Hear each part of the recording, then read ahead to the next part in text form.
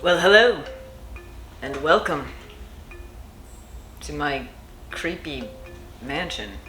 I don't know where that weird vampire voice came from. I feel like I should be wearing like a ruffled collar and playing a harpsichord.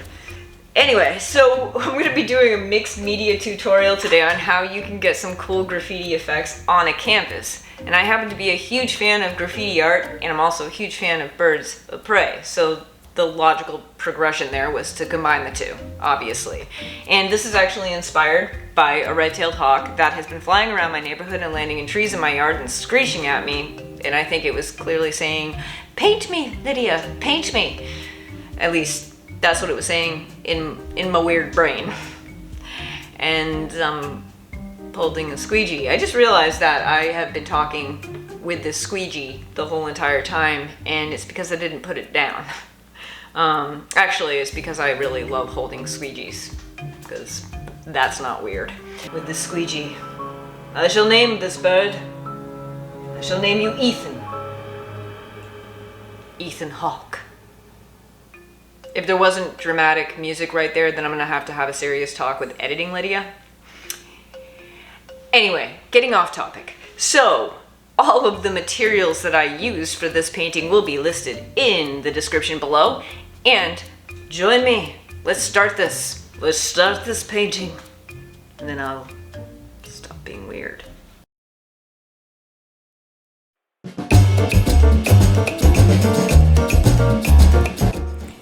The squeegee.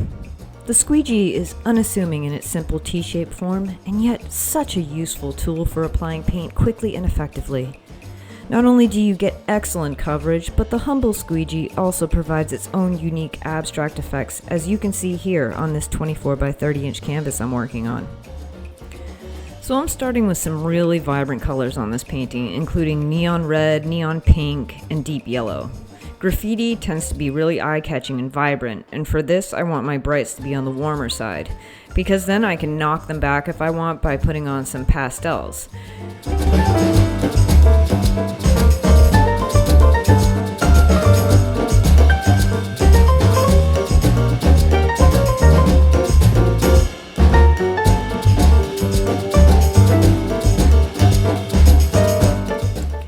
The cool thing about using the squeegee in this process is that it doesn't lay your paint on too thick, and you can layer really easily and get these different kind of hues using different colors. So you get like a little bit of that purplish hue when you use that neon pink with that light phthalo blue.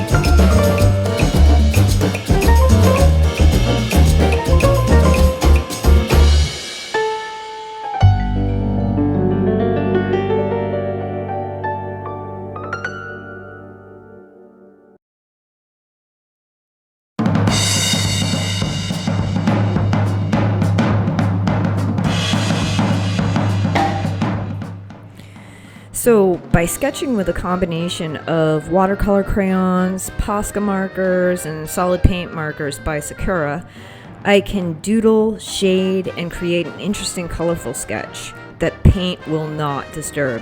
I won't lose any lines, and there'll be some interesting marks that will show through to the top layer, as long as I'm not too heavy-handed with the opaques, and I use a lot of transparents in between.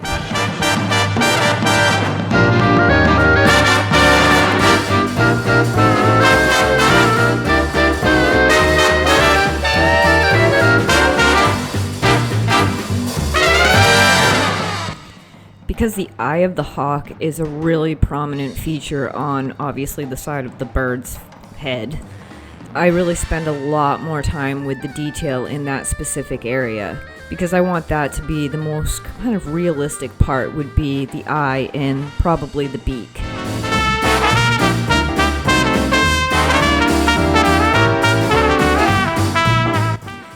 This is when things start to get really interesting. So by using a transparent turquoise over the bright base color in the crayon and marker sketch, it's adding yet another layer of interest. You can see where the turquoise is brightest over the lighter marks and where it's creating a completely different hue when painted over the bright background.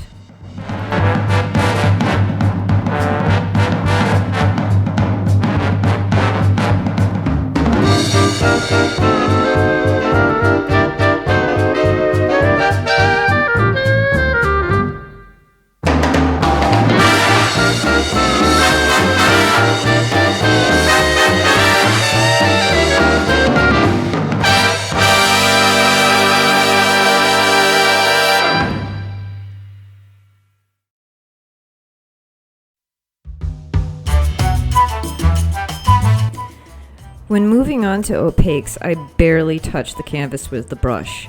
I still want to see the layers underneath, and the texture of the canvas will allow for that if you use a very light touch and don't mush the paint into it.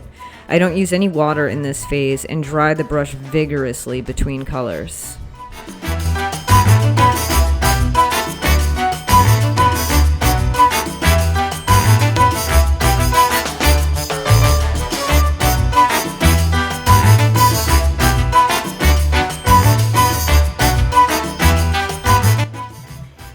In order to get that feathery texture on the hawk, I use a filbert brush that I flatten, and I only use the tip with kind of this like flicking motion.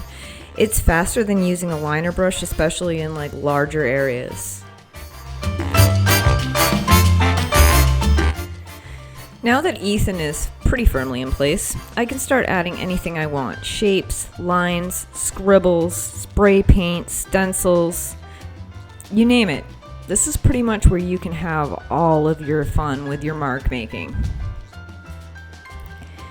My advice, if you choose to use spray paint, invest in a variety pack of nozzles that give you different line sizes from skinny to fat, and most importantly, use a water-based spray paint like Liquitex or Montana water-based. They are artist grade and they don't stink.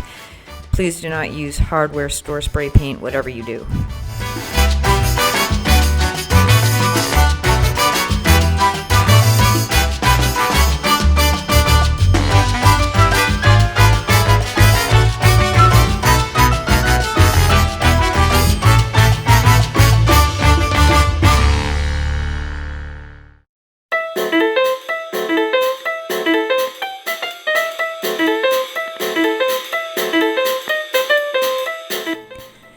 Using some kind of masking tape is imperative if you want to get some sharp lines in addition to just your regular organic lines.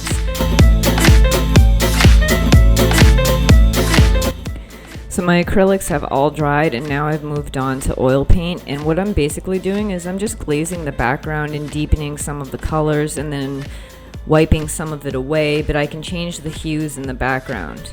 And then I go into some of the finer detail with the opaque oil paints, because I really do want that eye to pop.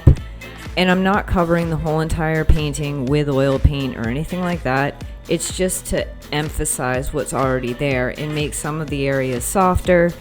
And that's pretty much what I use oil paint for. Nobody has to use oil paint on top of what has already been done. It's already looking really, really cool without the oil paint. It's just my personal preference. But if you would like to know more about oil painting tips and what I use for all of my oil painting, please see my last video or hit that button above. That will take you to it.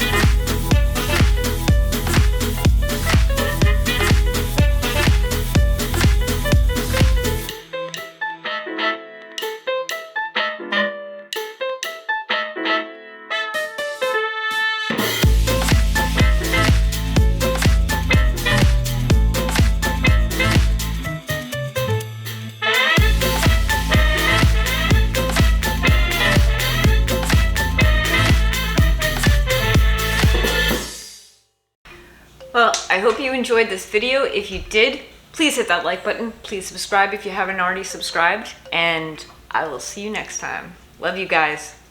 Bye.